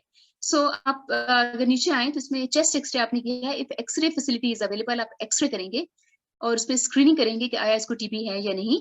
और जब आपने देखा कि मरीज के एक्सरे में एबनॉर्मलिटी मौजूद है और पेशेंट स्पूटम प्रोड्यूस कर रहे हैं, उसको कफ हो रही है, तो आप उसका स्पेसिमन एक्सपर्ट टेस्टिंग के लिए भेजेंगे। इसको कहते हैं अप फ्रंट टेस्टिंग, यानी बगैर माइक्रोस्कोपी के आपने डायरेक्ट उस पेशेंट को एक्सपर्ट टेस्टिंग के लिए भेज दिया। इसमें ये डिफरेंट ऑप्शंस आ रही हैं। आप देखें कि अगर तो एक्सपर्ट टेस्टिंग के ऊपर आप देख रहे हैं कि रिफेम्पिसिन रेजिस्टेंस डिटेक्ट हो गई है, आपने इसको फॉलो करते हुए इस ऐसे पेशेंट को टीबी रजिस्टर में रजिस्टर करना है और उसको जो पीएमडीटी साइट या जो ड्रग रेजिस्टेंट टीबी की डायग्नोसिस और ट्रीटमेंट की साइट है वहां पे इसको रेफर कर देना है। अगर आपके एक्सपर्ट टेस्टिंग के ऊपर रिफ रेजिस्टेंस डिटेक्ट नहीं हुई तो आपने इस पेशेंट को दोबारा से रजिस्टर करना है और फर्स्ट लाइन टीबी ट्रीटमेंट इसको देना है। अगर रिफेम्पिसिन रेजिस्टेंस इनडिटर्मिनेट आई है, जो कि आप देखिए, तो ऐसे पेशेंट को अगेन आपने इस टीबी के लिए रजिस्टर करना है और उसको फर्स्ट लाइन टीबी की दवाइयां स्टार्ट करनी है, लेकिन उसके साथ साथ आपने इसको मजीद एक स्पेसिमेन के ऊपर एक्सपर्ट टेस्टिंग के लिए भेज देना है, ताकि ऐसा ना हो कि आप जिसको इनडिटर्मिनेट कह रहे हैं वो एक रिफ रेजिस्टेंस का केस हो, इसलिए इसको दूसरे स्पेसिमेन के ऊपर दोबारा टेस्ट करना बहुत जरूरी है। एक और सिनेरियो है कि जिसमें टीबी डिटेक्ट ही नहीं हुई और आपने क्लिनिकली आपने इसको देखा था कि इसको टीबी लग रही है लेकिन डिटेक्ट नहीं हुई, तो आप उसको उसकी हिस्ट्री को और उसके बैकग्राउंड को दोबारा से रिव्यू करें, क्लिनिकली दोबारा देखें, और अगर आपका टेस्ट और आपका क्लिनिकल सस्पिशन उसको मैच नहीं करता तो ऐसा टीबी का केस नहीं है। ये जो दूसरी स्लाइड है ये बेसिकली वो स्लाइड है जो कि बेसिकली करंटली हमारे मोस्ट ऑफ द सेंटर्स पे हम जो टेस्टिंग कर रहे हैं वो तकरीबन ऐसी ही है, और ये वो एल्गोरिदम है जिसमें हम हमारी साइट्स के ऊपर एएफपी माइक्रोस्कोपी अवेलेबल है। ये एक प्रेजेंटिव टीबी का केस है जिसमें रिस्क असेसमेंट आपने की और उसके बाद आपने देखा कि ये वो पेशेंट है जिसमें कोई रिस्क या वल्नरेबिलिटी नहीं है ड्रग रेजिस्टेंट टीबी के लिए। इसमें आप सबसे पहले स्पेसिमन एएफपी माइक्रोस्कोपी के लिए भेजेंगे। अगर तो उसमें एएफपी स्मेयर पॉजिटिव आ जाता है तो आप उसका first line ATT drug start करेंगे और उसको रिव्यू करेंगे दोबारा जब उसका एक्सपर्ट टेस्ट अवेलेबल होगा। अगर एक्सपर्ट टेस्ट के ऊपर रिफेम्पिसिन रेजिस्टेंस डिटेक्ट नहीं होती तो फिर आप उसको फर्स्ट लाइन के तौर पर ट्रीट करेंगे, लेकिन अगर उसके ऊपर डिटेक्ट हो जाती है तो आप उसको पीएमडीटी साइट पे ट्रांसफर करेंगे और उसको मल्टी ड्रग रेजिस्टेंट का ट्रीटमेंट देंगे। इसी तरह से अगर एएफपी स्मेयर पॉजिटिव है ऐसे पेशेंट का माइक्रोस्कोपी के अंदर तो आप स्पेसिमेन को एक्सपर्ट टेस्टिंग के लिए भेजेंगे। दूसरा सिनेरियो ये है कि अगर 2 एसिड फास्ट बेसिलाई के जो आपने स्पेसिमेन भेजे हैं वो नेगेटिव आ गए हैं, अब आपने क्या करना है, आपका क्लिनिकल इवैल्यूएशन एक्सरे के ऊपर बेस कर रही है। अगर तो चेस्ट एक्सरे एबनॉर्मल है और क्लिनिकल इंडिकेशन फिर भी बन रही है तो आप उसका एक और स्पेसिमेन कलेक्ट करें और उसको एक्सपर्ट टेस्टिंग के लिए भेजें, ताकि अगर माइक्रोस्कोपी पे केस मिस हुआ है तो एक्सपर्ट टेस्टिंग पे वो मिस ना हो सके। अगर आपके पेशेंट के चेस्ट एक्सरे के ऊपर कोई फाइंडिंग नहीं है तो फिर आप उस पेशेंट को 2 हफ्ते के बाद दोबारा फॉलोअप के लिए बुलाइए और उनको दोबारा से इवैल्यूएट करें। अब एक और केस सिनेरियो आप देखिए कि जिसमें एक पेशेंट है जिसमें risk of drug resistant TB बहुत ज्यादा है, या वो छोटा बच्चा है जिसकी उम्र लेस देन 5 इयर्स है, या पेशेंट इम्यूनो कॉम्प्रोमाइज्ड है और उसको ड्रग रेजिस्टेंट टीबी होने का चांस है तो ऐसे पेशेंट में आप AFP स्मेयर करें, और अगर देखें कि उसमें माइक्रोस्कोपिक और क्लिनिकल डिसीजन जो है वो AFP माइक्रोस्कोपिक के ऊपर होगा, और उसके बाद आप उसकी स्पेसिमेन के ऊपर देखेंगे कि अगर तो उसका टेस्ट पॉजिटिव आ गया है तो आप उसको फर्स्ट लाइन TB ट्रीटमेंट देंगे। लेकिन अगर उसका जो स्पेसिमेन है वो उसी को आपने एक्सपर्ट टेस्टिंग के लिए भी भेजना है, क्योंकि ये वो केस है जिसमें आप देख रहे हैं कि इसमें ड्रग रेजिस्टेंस होने का चांस ज्यादा है। आपने जो इधर वाली आर्म देखी थी उसमें कोई रिस्क नहीं था, लेकिन इस आर्म में ये वो पेशेंट्स हैं जिनमें ड्रग रेजिस्टेंस होने का चांस है। सो इसमें अगर आपका माइक्रोस्कोपी पे तशखीस नहीं हो रही और आपको फिर भी हाई सस्पिशन है तो आपने इसकी डायरेक्ट एक्सपर्ट टेस्टिंग करनी है। सो आई होप कि इसको थोड़ा सा बाजुकात एल्गोरिदम्स को फॉलो करने में प्रॉब्लम होती है, मुश्किल सिनेरियो लग रहा होगा, लेकिन आप इसको दोबारा से स्लाइड को देख सकते हैं और इसको आराम से दोबारा से फॉलो कर सकते हैं पाथ को कि ये किस तरीके से तशखीस की जाती है। इन स्लाइड्स की डिटेल में मैं नहीं जाऊंगी और ये चीजें मैं ऑलरेडी आपके साथ डिस्कस कर चुकी हूँ। इस कल्चर स्लाइड में बेसिकली टर्न अराउंड टाइम दोबारा बताया गया है, इसको भी मैं इसकी डिटेल में नहीं जाना चाहूंगी। ये स्लाइड भी आपके पढ़ने के लिए आप इसको बाद में पढ़ सकते हैं। सो बेसिकली जो पेशेंट का स्पेसिमेन फ्लो है, ये मेरी लास्ट स्लाइड्स हैं, जिसमें ये स्लाइड ये शो कर रही है कि जब एक पेशेंट जिसमें आप TB का सस्पिशन रख रहे होते हैं तो बेसिकली इनिशियल उसकी प्रेजेंटेशन अगर पेरिफेरी में मौजूद है तो बेसिक जो हेल्थ यूनिट है हमारे BMU हैं, वहां पे वो पेशेंट आते हैं। सो अगर पेशेंट का यहाँ पे ड्रग रेजिस्टेंस होने का चांस बहुत ज्यादा है, रिस्क फैक्टर्स मौजूद हैं, तो आप उसको एक्सपर्ट साइट में रेफर करते हैं। और आप देखिए कि अगर उसमें RR डिटेक्ट हो गया है तो फिर आप उस सूरत में इसको PMDT साइट पे ट्रीटमेंट के लिए रेफर करते हैं, ताकि वहां पे उसको रजिस्टर किया जा सके और उसके TB का इलाज मुहैया की जा सके। ये बात भी इंपॉर्टेंट है बताना कि हमारे पास ड्रग रेजिस्टेंट TB का treatment free of cost available है, और इसमें डिफरेंट रेजिमेंट्स हैं जो कि पेशेंट्स को मुहैया की जाती हैं, और हर महीने पेशेंट को फॉलोअप किया जाता है, जिसमें कि उसका TB का स्पेसिमेन स्पूटम स्पेसिमेन लिया जाता है for TB culture. So further testing ये भी एक फ्लो है जो आपको बता रहा है कि किस तरह से फिनोटिपिक टेस्टिंग की जाती है फर्स्ट लाइन और second line drug sensitivity testing के लिए। इसमें आप देख सकते हैं कि पहले स्टेप में MTB डिटेक्ट हो रहा है और उसमें रिपेम्पिसिन रेजिस्टेंस मौजूद है। स्पेसिमेन प्रोसेसिंग और कल्चर के लिए इसको लेबोरेटरी में भेजा गया है। उसके बाद इसको इनोकुलम लगाया जाता है। कल्चर मीडिया पे जब इसकी ग्रोथ होती है तो उसके बाद ऐसा पेशेंट जो है वो उसकी स्पीशी आइडेंटिफाई की जाती है और फिर उसके मुताबिक उसको ट्रीट किया जाता है। सो ये इसी का एल्गोरिदम जो है वो थोड़ा आसान अल्फाज में मैं आपको बता देती हूँ कि ये प्रिजम्पटिव TB केस है जिसमें एक्सपर्ट टेस्टिंग के बाद अगर तो MTB पॉजिटिव आ गया है और रिफेप्टिसिन रेजिस्टेंस नहीं आई तो ये सेंसिटिव केस है। अगर MTB डिटेक्ट हो गई है और रिफेप्टिसिन रेजिस्टेंस डिटेक्ट हो गई है तो आपने PMDT साइट पे रेफर किया। फ्रेश स्पेसिमेन के ऊपर अब आप उसका LPA लगा सकते हैं, जिसमें फर्स्ट लाइन LPA है और सेकेंड लाइन LPA है। अगर फर्स्ट लाइन में पेशेंट की डिटेक्शन हो रही है तो उसमें आइसोनाइजिड और रिफेम्पिसिन दोनों की टेस्टिंग होगी, और जो सेकेंड लाइन टेस्ट होगा उसमें आपके सेकेंड लाइन इंजेक्टेबल्स और फ्लोरोकिनोलॉन की टेस्टिंग होगी। और ये जो फ्लो है ये आपको बता रहा है कि किस तरह से अगर किसी पेशेंट में पास्ट हिस्ट्री ऑफ एक्सपोजर हो और बुडाइकोलिन सेंसिटिविटी और आपने बाकी सेकेंड लाइन को देखना हो तो उसके लिए न्यू ड्रग सेंसिटिविटी के टेस्ट अप्लाई किए जाते हैं। सो मॉनिटरिंग ऑफ रिस्पॉन्स देखने के लिए AFP माइक्रोस्कोपी की जाती है और कल्चर किया जाता है। और ये स्लाइड बेसिकली शो कर रही है कि किस तरह मंथली फॉलोअप किया जाता है और उसमें पेशेंट का कल्चर टेस्ट किया जाता है और कल्चर कन्वर्जन के लिए देखा जाता है। इन स्लाइड्स की डिटेल में मैं नहीं जाऊंगी, इसके बारे में मैं ऑलरेडी आपके साथ डिस्कस कर चुकी हूँ। और यहाँ पे हम अपनी प्रेजेंटेशन के एंड पे हैं अब, और आई होप कि आपको पाकिस्तान के अंदर जो पॉलिसी गाइडलाइन है जो अवेलेबल है हमारी साइट्स के ऊपर उसकी किसी हद तक समझ आती होगी। So thank you very much. Thank you very much, Dr. Naseem. मेरा ख्याल है काफी डिटेल से पार्टिसिपेंट्स ने इस सेशन को सुना होगा। हमने अभी पोस्ट टेस्ट का लिंक शेयर कर लिया है, काइंडली वो फिल कर दीजिए, और इन द मीन टाइम हम क्वेश्चंस को भी लेंगे। डॉक्टर सेसुएज रेज्ड हैंड, तो क्या किरण अगर वो if she can One of my patients that comes in the expert indeterminate I उसकी RR, and then I sent this patient for the LP and DST. So MTB not detected, and it's sensitive to all drugs, HRZ, then and second line as well. So और उसकी लेकिन the point is that patient is a clinical supportive for the TB, और उसकी previous history है that patient is a CAT1 taken for the 6 months and the failure case of the DSTB. So should we register patient on the second line or the first line?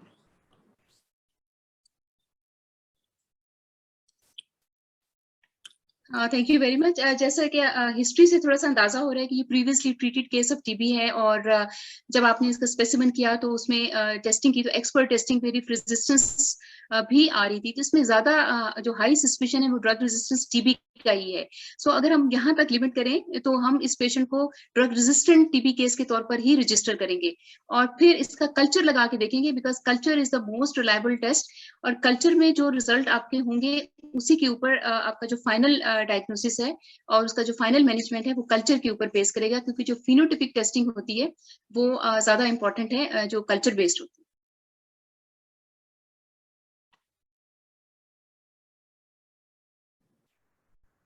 Ji, thank you, Dr. Naseem. So any other? Okay, so there's again Dr. Sasui. So we register patient on second line. Dr. Naseem. जैसे जैसे मैंने कहा कि चूंकि शुरू में तो आप उसको रजिस्टर करेंगे, क्योंकि जब तक कल्चर की रिपोर्ट अवेलेबल नहीं है तो आपने अपना जो टेस्ट का रिजल्ट था उसको देखते हुए उसको रजिस्टर किया था। लेकिन चूंकि कल्चर की सेंसिटिविटी बहुत ज्यादा है और आपका जो फाइनल डायग्नोसिस है वो बेसिकली कल्चर के ऊपर बेस करता है, तो इसलिए जो है वो आपका पेशेंट इनिशियली अगर रजिस्टर हुआ भी था तो वो अगर कल्चर पे सेंसिटिव केस आ रहा है तो that is a sensitive case of tuberculosis. मैं एक पॉइंट ऐड करना चाहूंगी, बहुत से केसेस के अंदर मिक्स्ड इन्फेक्शंस होते हैं। अगर मल्टीपल सैंपल्स भेजे हुए हो तो कुछ में वो ड्रग ससेप्टेबल नजर आता है स्ट्रेन, कुछ में ड्रग रेजिस्टेंट नजर आता है। तो इस चीज को हमेशा ध्यान में रखिएगा कि मिक्स्ड पॉपुलेशन भी हो सकती है, और अगर कहीं किसी भी टेस्ट से थोड़ी सी भी हिंट मिल जाए कि ड्रग रेजिस्टेंस प्रेजेंट है तो उसको एज एमडीआर भी ट्रीट करना चाहिए।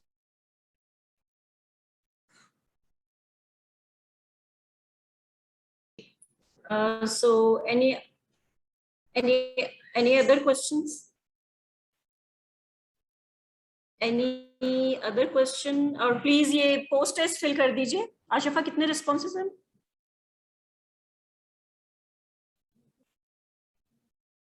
जी,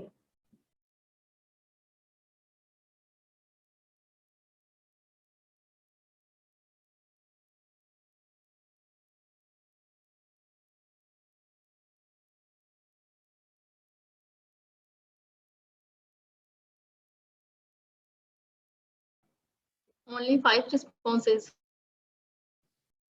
kindly fill out the evaluation के लिए। और आई एज्यूम कि सबकी ईमेल एड्रेसेस शेयर्ड हैं। Doctor Kiran, we will give them certificate of participation, and we are in process of CME accreditation as I already mentioned in the chat. तो हमें इनके सबके ईमेल एड्रेसेस मिल जाएं तो we will give certificate of participation. Doctor Razia, जो ये आप post test और प्री टेस्ट करते हैं उनसे भी आपको काफी डाटा कलेक्ट हो जाएगा, और मेरे ख्याल में ये सीएमई का प्रीरेक्विजिट भी है कि ये आपके पास डाटा आए, तो ये भी एक वजह है जिससे आप प्लीज पार्टिसिपेंट से कहें कि वो अपना प्री टेस्ट और पोस्ट टेस्ट करें। हमें इस वक्त जो है जूम पे जो अवेलेबल इनके नाम होते हैं ना, उन्हीं से इनकी अदरवाइज अटेंडेंस मिलती है, but your form is more valid जो आपके पास इकट्ठे हो रहे हैं। Right, so I would request again कि प्लीज ये post test and pre test इसीलिए इम्पोर्टेंट है, और हम आपको बार बार कह रहे हैं कि वो फिल करके हमें दे दें।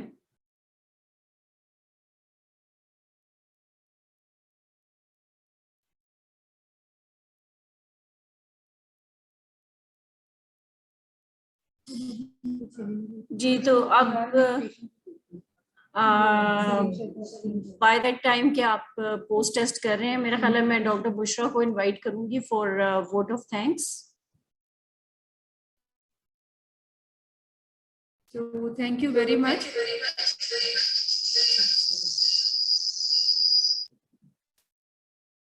Thank you for attending.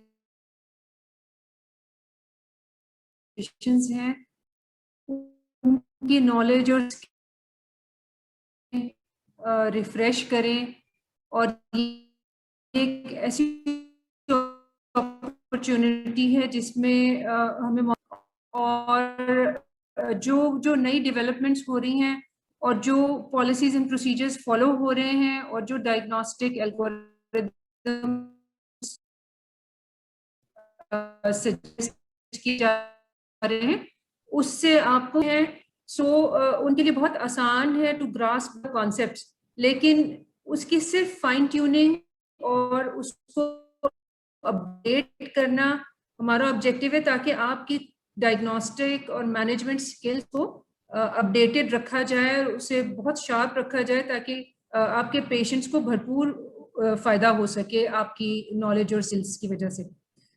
एक चीज जो बहुत इंपॉर्टेंट है इस एक्टिविटी में और जो बहुत मेहनत जिस काम में लगती है वो प्री एंड पोस्ट टेस्ट है, और इससे हमें इन टेस्ट से हमें अपनी कारकर्दगी का भी अंदाजा होता है कि अगर आप प्री टेस्ट करते हैं फिर आप प्रेजेंटेशन सुनते हैं और फिर पोस्ट टेस्ट के अंदर अगर डिफरेंस आता है और इम्प्रूवमेंट आती है तो ये हमारे लिए एक इंडिकेटर होता है कि हम सही ट्रैक पे हैं और हम जो आपको नॉलेज इम्पार्ट करने की कोशिश कर रहे हैं उसमें किसी हद तक कामयाब भी हैं। दूसरा जो ये एको का फॉर्मेट है कि डायरेक्टिक लेक्चर हो, एक लेक्चर हो और केस प्रेजेंटेशन हो। सो इसमें मैं आपको एनकरेज करूंगी कि पार्टिसिपेंट्स में अगर किसी के हम आपकी तैयारी कराएंगे और नेक्स्ट सेशन में आपको प्रेजेंटेशन का मौका मिलेगा और फिर हम सब केसेस इसी तरह डिस्कस करेंगे जैसे आज के हमने केसेस डिस्कस किए, लेकिन केस जो है वो पार्टिसिपेंट्स की तरफ से आए तो उससे हमें अपनी की क्वालिटी इंप्रूव करने में बहुत मदद मिलेगी। Thank you very much to everyone. Thank you very and I hope कि आप में से काफी लोगों ने पोस्ट टेस्ट फिल आउट कर दिया है। So final comments from Kiran and doctor Naseem and then we close out. Dr. Naseem, you can go ahead, Philip. Thank you very much. सबसे पहले तो मैं शुक्रिया अदा करूंगी डॉक्टर किरण आपका, डॉक्टर बुशरा, डॉक्टर राजिया। मैं समझती हूँ कि बहुत अच्छी अपॉर्चुनिटी है, जैसे डॉक्टर बुशरा कह रही हैं कि ना सिर्फ हम अपना नॉलेज रिफ्रेश कर रहे होते हैं बल्कि हम जब पार्टिसिपेंट्स के साथ इंटरेक्ट कर रहे होते हैं, ऑल्दो थोड़ा सा मुश्किल होता है जूम सेशंस के ऊपर इंटरेक्ट करना। लाइक जैसे मुझे थोड़ी सी प्रॉब्लम फेस हो रही थी कि हम जैसे एल्गोरिथम्स को किस तरीके से बताना चाहिए। मुझे लगा कि शायद कुछ लोग कंफ्यूज भी हो रहे हों, लेकिन स्टिल मे बी हम अपनी नेक्स्ट प्रेजेंटेशंस में और अच्छे तरीके से इसको कर सकें। लेकिन ये एक बहुत अच्छी अपॉर्चुनिटी है और मुझे लगता है कि ये जो बेसिक चीजों में हम लैक करते हैं इसी वजह से हम अपने पेशेंट को सही तरह से डायग्नोज नहीं कर पा रहे। सो इसीलिए मैंने बेसिक चीजों को ज्यादा इंक्लूड किया और मुझे बहुत अच्छा भी लगा और सबके साथ इंशाल्लाह मजीद हम इसको कंटिन्यू रखेंगे। और ये एक बहुत अच्छी मैं समझती हूँ ना सिर्फ वैसे भी एक अच्छी एक्टिविटी है बल्कि एक सदका जारिया भी है कि हम अपना टाइम अगर किसी के साथ स्पेंड कर रहे हैं विदाउट एनी इसमें किसी का कोई पर्सनल वो नहीं है, ये एक नॉलेज शेयरिंग है और ये नॉलेज शेयरिंग अगर कंटिन्यू रहे तो ये एक बहुत बड़ी खिदमत है ना सिर्फ पाकिस्तान के लोगों की बल्कि पूरे जो डॉक्टर्स कम्युनिटी है और जो दूसरे लोग हैं। So thank you very much once again. Thank you very much, Dr. Naseem, and we are really grateful and thankful, and to all participants as well, and Sami Pharma. I would like to thank Dr. Asad Ali Chaudhary, our director, Dr. Amna, our facilitator, Uzair, our coordinator, Haris for IT support, and Salman. मेरी तरफ से अल्लाह हाफिज। Uzair, you can call off the meeting अगर it's all right with you, Dr. Aziz. Yes, thank you very much. Allah Hafiz to everyone. Till next time.